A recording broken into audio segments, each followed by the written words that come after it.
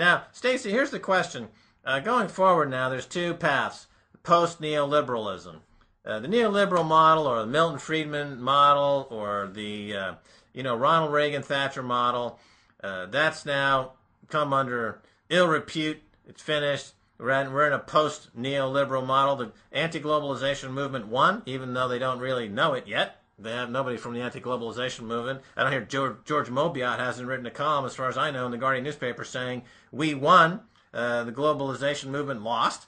I don't really know he understands that what's really happened in the last 6 months, but he probably will in 6 months from now. I mean, one thing we've learned about the anti-globalization movement and the Greens and the activists around the world is that they don't read the paper. They don't read the Financial Times. They may write columns for papers, but they don't really read the ticker tape, as it is, which is the most dynamic and up-to-date reading of what's actually going on. So it'll be another 6 months from now. Look for that column from George Mobiot. The anti-globalization movement won. Okay, great. But you heard it here first. Well, part of the reason, I think, is that they never had an alternative. That was one of the arguments always against them, is they didn't articulate well enough what the alternative they saw was. So what it seems like is we had the collapse of communism, or whatever it was in the Soviet Union. But I think it's a double collapse of the same thing that happened there, because the U.S. looks a lot like the Soviet Union did right before the collapse, in terms of having the oligarchies, these very powerful men who control certain key industries, empty shelves across the U.S.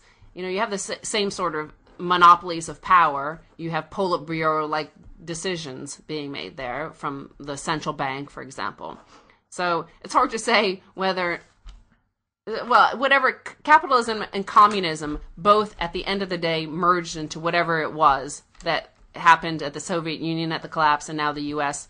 neoliberal model at the collapse. Mm-hmm. They were both the same thing at the end of the day, when it was all narrowed down to the last point. It all was reduced to communism. Basically, in America, in the last couple of years, we've seen communism, which is the rise of the Politburo, the Federal Reserve Bank, and the bankers creating one huge megalithic American bank. Russia had Gazprom, and America had Gas Bank. And that's what happened at the end. The end of history, the comment made by Francis Fukuyama at the fall of the Berlin Wall in 1989, he's absolutely right. It was the end of history, but he's absolutely wrong in terms of which side won.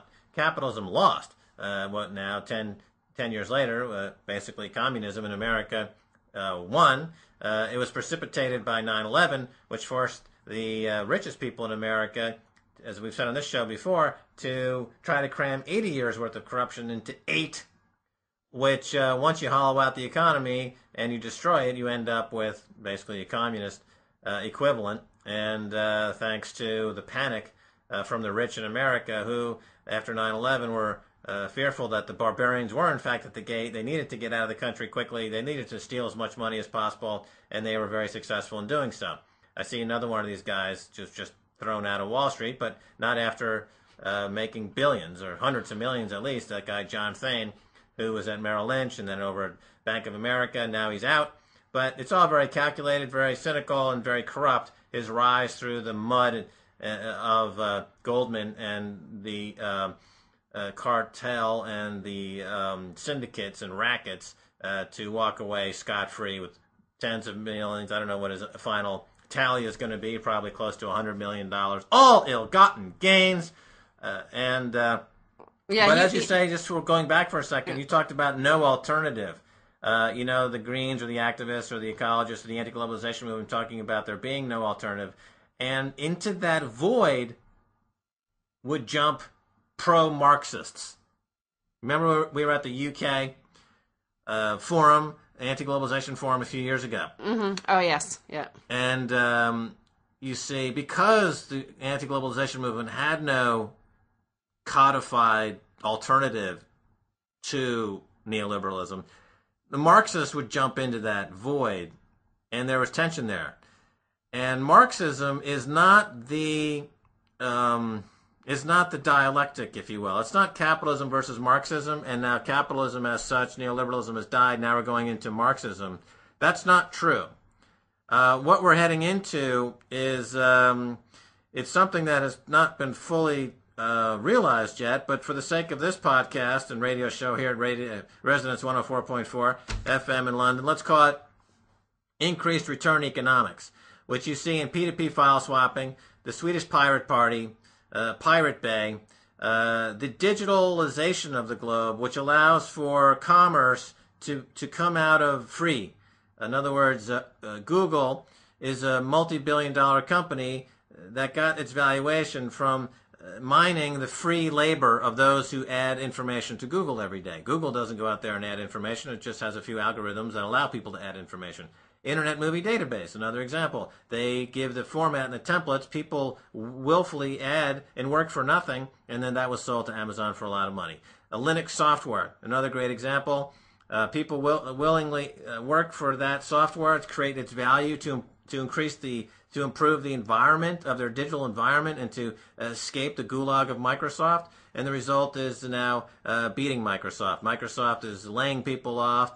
Its day as a pro-communist, pro-gulag state, security, surveillance state, apologist are coming to a close, and things like Firefox are taking its place. Google is, in a lot of ways, taking its place. And so this is where the economy is going, into a whole new paradigm for the economy. So we're not going to Marxism. And this is where I differ in a big way from Peter Schiff.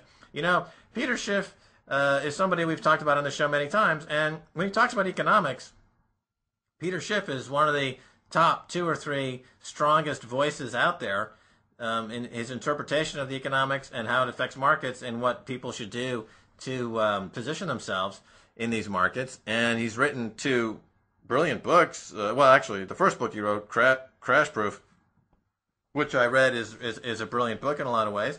And his latest book, I have not read yet. I asked him to send me a copy, his brother Andrew, because I wanted to get him on the Oracle with Max Keiser on BBC World. And Andrew wrote back and said, well, go buy a copy at the local bookstore. You know, I said, I'm in frickin' France, dude.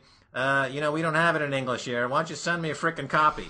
So, Andrew, if you're listening, you know, send me a copy so I can get Peter on the show. We got 180 frickin' million viewers. But, you know, I know you're all... anyway,